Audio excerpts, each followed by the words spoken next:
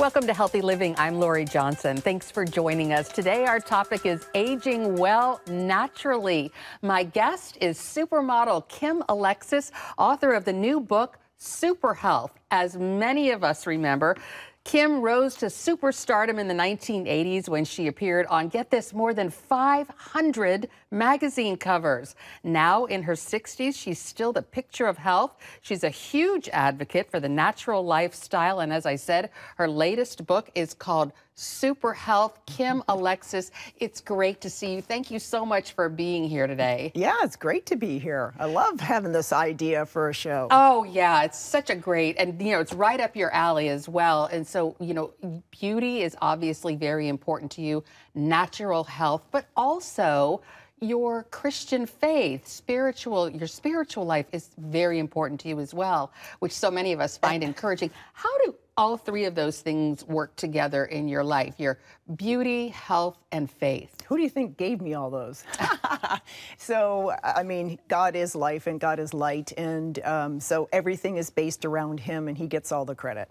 So He has given me my body and my face. He's given each one of us different platforms and strengths and gifts to be able to work with. And so mine is how I looked, which put me on a certain path towards being able to be an advocate, to be able to speak to other people and be a representative, a healthy representative. So they kind of just all, I mean, He gets all the credit, but absolutely, He wants us to use what He gave us for good. And so that's why I'm here. Right. And it's so interesting also that not only are you a huge health advocate, but you are a natural health advocate, which also really fits in with spirit, Christian life and a spiritual life and how God intended things to be. But what I really love also is that you're not just practicing this, you're trying to help other people, and you're really interested in spreading this information about natural health. When did you become such a health advocate? I think it has evolved from being in my 20s and taking things for granted because everything was kind of right there. And then with children, and as you start getting older, you start noticing things, and everybody's, to me, like a car, if everything's in balance, it runs smoothly. But let's say your tire is unaligned or something, the car starts to shake and wobble, and sometimes can get worse and worse and worse, and then the wheel falls off. So our health can be the same way. And so slowly, as I got older, and not aware of toxins and not aware of what products and foods could do to me way back 40 years ago, I just became aware slowly. And it probably had to do with, I thought my strength before I was a model was the pharmacy business. And I probably would have taken the pharmacy that I learned and transitioned into a more natural approach, because I'm very curious of cause and effect of everything. And so now, instead of pharmaceuticals, I like the idea of plants and herbs, and how does all that cause and affect everything that we do and are. Which I would really love to say, this book is all full of that, all the things that we should embrace and the things that we should stay away from as far as toxins and chemicals. And you sort of eschew all of that. A lot of people are surprised, being still so gorgeous and a supermodel, you're really not into things like Botox or fake hair lashes, color, and all those things. With their lips.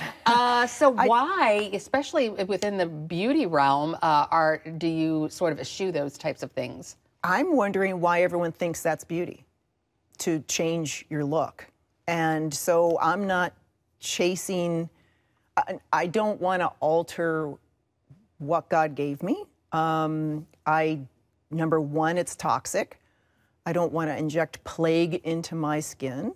I don't want to put fillers in. And I see that people who start that process sometimes have to keep tweaking things because they're throwing off, I don't know, it just seems like it's never ending. And so I just decided I'm not going to play that game. I'm just going to stay the way I am. So not only are you kind of anti-toxin about your hair and makeup and beauty products, but also especially perhaps diet. Can you talk about what it means to have a natural diet and the type of diet that you recommend for people that is a natural diet? First of all, I think that what works for me may not work for someone else. We have different bodies. Some need more proteins than others. Some can be a vegetarian or vegan and live totally plant-based. Some do and don't believe in what happens with animals, but I do need protein. So I do eat animal products, but I try to eat them in as natural a form as possible. And it's studying and it's learning and it's researching where things come from, if they're grass-fed, what does grass-fed mean? I mean, we can get so deep into how people are messing with food, and you have to decide, each one of us, daily, how deep are we going to dive into this and how much are we going to try and change our lifestyle. So one of the first things to do is probably eat as much organic as possible. Then you're keeping away pesticides, and pesticides alter and change different parts of your health in different ways depending on what it is. So I try to have my body stay as clean and natural as possible so that it can repair. God gave us this ability to sleep at night and things repair and go back towards health, and I don't want to be going in the wrong direction. You know, when you talk about diet, well, that conversation often goes to weight, and when we think about models, especially supermodels, we think about the struggle with weight, and there are these, you know, images that we have of models who only exist on cigarettes and Diet Coke. What was the weight situation like for you? And, you know, we often hear of models developing eating disorders, and it's so strange how skinny models need to be. Can you talk about sort of your weight journey? Well, number one, I was never your traditional skinny model, and I had to learn to accept my own boundaries and that I was just healthy. And when I was discovered at 17, I was swimming 5.5 hours a day. Our swim team was undefeated. I held certain records in the city and in the state of New York, and was #1 in New York State in one of the events. So I had to try and take that into consideration, even though modeling wanted me to be 15 pounds thinner. And I couldn't stay at that weight. I didn't have life in my eyes, and I had no energy, and I looked and felt worse. So part of when you're modeling is not only to be thin, but to look good while you're thin. And so for me, I couldn't look good. I looked worn and haggard, and literally if I lost too much weight for covers, my cheeks and everything got too thin, and they didn't like it. So each model had a different niche of where they fit in, and mine was more from like this here. I wasn't so much the runway girl. The runway girls were a little bit thinner. And I literally started running marathons because I wanted to prove that I was an athlete instead of super skinny. So I ran 8 marathons, 26.2-mile marathons, just to prove that I was an athlete. And it's sad that I feel like I needed to prove things, which I shouldn't. I should just be comfortable with me. But there's a lot of people constantly giving opinions, a lot of opinions, and being very critical. The business I was in modeling was a very critical business. Everyone was always tweaking you and knew everything that you were doing and was constantly critiquing fashion and your face and your eyebrow. I mean, still I get stuff. Wow, if you could just sculpt your eyebrows. I'm like, oh my goodness, leave me alone. Leave me alone. Would you recommend people go into modeling these days? I mean, No. Are you happy that you were a model, or do you recommend that type? I'm happy I had 3 sons because they did try modeling, and all of them were like, they were 2 guys. They just wanted to be outdoors, and so it didn't work for them. But I didn't have to worry about the whole, even the mind games that were played as being a model with a daughter. So yeah, so to me, you have to be very strong mentally. You have to have a very strong base of who you are and what you will and will not allow. And many young girls don't have that, or they're so busy with just wanting to do whatever it takes to be a model, and that is not a good that doesn't lead in good directions. Right. Yeah, fascinating to get the inside view. All right, we're going to take a break and be right back with supermodel Kim Alexis. The book is called Super Health. Stay with us. Welcome back to Healthy Living. My guest today is supermodel Kim Alexis, author of the book Super Health. And you talk in the book about some of your own personal health struggles, which a lot of women are also dealing with and may not even know it. One of them is a thyroid issue. Can you talk about what you went through and how you eventually ended up treating it? Right. So I had my third son when I was 33. And when he would take naps, I noticed that I needed to take a nap with him. And I didn't need to do that in my 20s. And so I realized that my energy levels were low. And my older son was going through allergies. So I took him to an allergist. And I was filling out the forms, as you do for your kids, right? Because they're not able to fill out the forms. And I noticed this one section I was checking every box for myself, like, whoa. And so it was all the symptoms of a thyroid problem. And so I needed to go find a doctor to figure out why maybe this was the cause or whatever. So I worked for years with different doctors and went off and on thyroid medicine 4 times, trying to see if I could stay healthy and natural and not be on any medication whatsoever. So what are the symptoms of a thyroid issue? Well, there's hyper and hypo. Hypo is a sluggish, low, slow thyroid, so constipation, mental fog, no energy or needing naps, waking up in the morning instead of feeling refreshed, you feel like you need to go back to bed. Hyper is not able to gain weight at all and maybe sweating excessively and just hyper. So those are both not balanced thyroids that need to be treated with medication. And what is your recommendation to our viewers about their thyroid and how to control that? Well, blood work helps to figure out if you've got some problems, and you need to run full blood work. Sometimes doctors just run 1 or 2 panels, but there's free T3 and free T4, so the hormones in your thyroid. And so understanding that baseline of where you are and maybe that some medication might help is a start. So many people feel that way and don't go to the doctor. They think it's just a normal part of aging or just like normal. And really, even in your 30s, you weren't even really that old at all. And you were very young. And people settle for any symptom. And I'm like a fighter. I'm like, I don't want to feel this way, or I don't want to I mean, even now, like, I don't want to have arthritis in my thumb. And so what do I do? That's wonderful. So you also struggled with some other issues like adrenal issues, which are also sort of similar in the symptoms, right? Well, and they're related, yeah. So adrenal fatigue or adrenal burnout are some terms that are used. And then I start looking up on some of the medical online sites like WebMD, and they're like, there is no such a thing. We don't believe in it. I'm like, oh, well, try having it. So to me, it was important to strengthen my adrenals also. They got exhausted. And it's like running out of that fight or flight hormone, and your body is just overtaxed and trying to catch up all the time, and it makes you exhausted. And so I support my adrenals with healthy supplements. And we're going to take another break and be right back with supermodel Kim Alexis, author of the book Super Health, to talk about some of those supplements that she takes and dig a little deeper into her natural health regime. Stay with us. Welcome back to Healthy Living, and we are talking with Kim Alexis, author of the new book, Super Health, and you've actually authored a number of other books. One of my favorites is the one where you talk about substituting for, so you know, cheat eat, I think is what it's called. That's in there. So I put 5 little ebooks in one big book called Super Health. What I love about you is you're really handy in the kitchen. I am handy. When you talk about how you substitute things and you look at a recipe and think, oh, yeah, you know, buttermilk, that's too fattening. I'll substitute yogurt. That's a real skill. Some of us don't have that skill because when I deviate from a recipe, it turns out terrible. Really? Yeah. So that's a gift that you have. Yeah, like some is like white sugar. I'm like, I don't have that.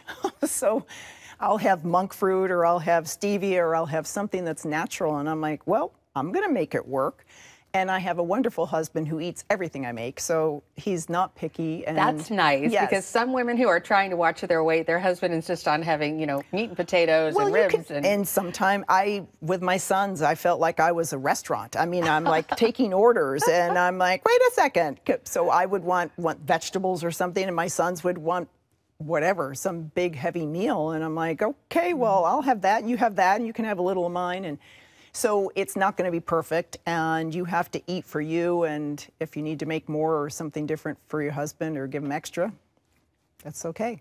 Well, it's really not polite to ask a woman her age, but you're sort of open about it. Yes. And so you're in your almost mid-60s, which is shocking.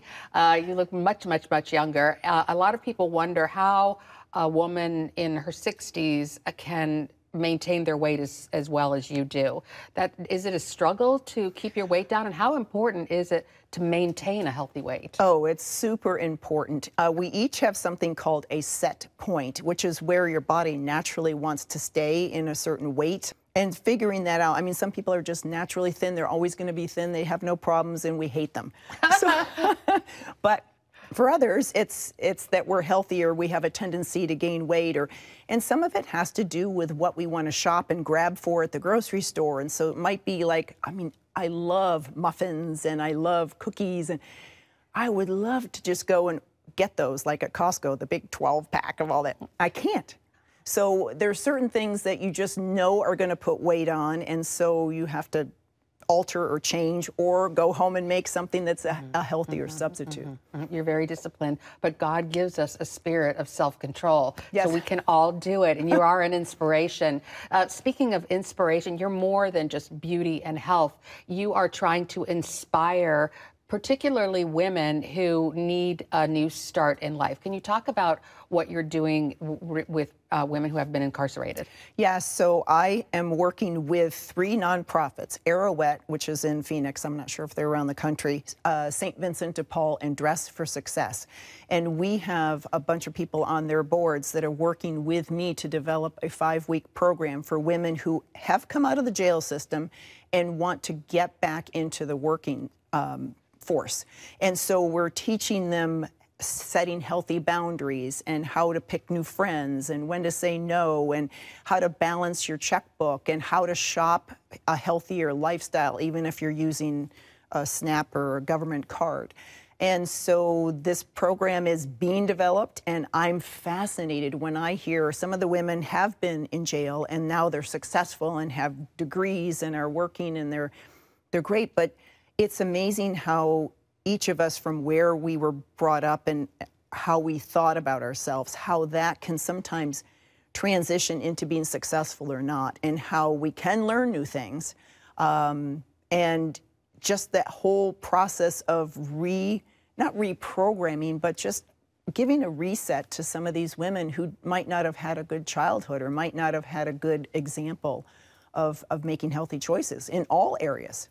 Healthy choices and also healthy emotional choices sounds like what you're talking about, and you talk about boundaries. And what are some other things, just right off the top, that people can do, women, men or women can do to sort of improve their self-esteem? Well, what comes to mind is to renew your mind daily, and putting God's word in our eye gate, and how we incorporate that into our daily lives is important. It's a very important thing. So I think we all have a tendency with outside influences to be influenced by them. So it's important to keep very close to him, and keep close to his truths, because there's so many in the world right now, things people are claiming are true or right, which are not, and we have to keep going back towards him. And that helps, I think, number one, give you the confidence that you know that you're who you are and you're doing the right thing, and being able to maybe be that healthy example to someone else. Wonderful. There is power in the word. Great advice. Spend time in it. All right, we're going to take one final break and be right back with Kim Alexis. The book is called Super Health. Welcome back to Healthy Living. We are continuing our discussion with supermodel Kim Alexis, author of the book Super Health. And unfortunately, we're almost out of time. How can people find out more about you and get the book? So I do videos a lot on Instagram, so it's _Kim Alexis. I'm on Facebook, I have a page, and then my website is kimalexis.com. So also you are a contributing editor for Men's Health, which a lot of people... Men's Journal, forgive me, which a lot of people might find interesting because it's sort of geared towards men, but really there's a large female audience. Well, and half of my audience is male. Literally half the people. I wonder why. Surprise, surprise. Well, I feel like I need depth and I need to be credible. And so I need to contribute things to society. So my passion for wellness exists, and I'm diving constantly into different ways that we can either improve or be aware of things. If you're aware of them, once you see it, you can make a change. So I'm trying to help people see that they may need to alter or change something and go towards a healthy route. So if so many people want to get healthier and it's a little bit overwhelming, what would be like your #1 tip to do first? Find one website or app on your phone. If you're going to the grocery store, there are some apps, and one is Think Dirty, which sounds terrible, but it's there's over 2 million products in there, from household cleaners to skincare to baby products. Another one is EWG. That's the one I will go to all the time. Environmental Working Group, yeah. And they're very, very conscious. They're not subsidized by anyone. It's just, this is facts, this is what's good, here's what's in products, here's where it's ranked.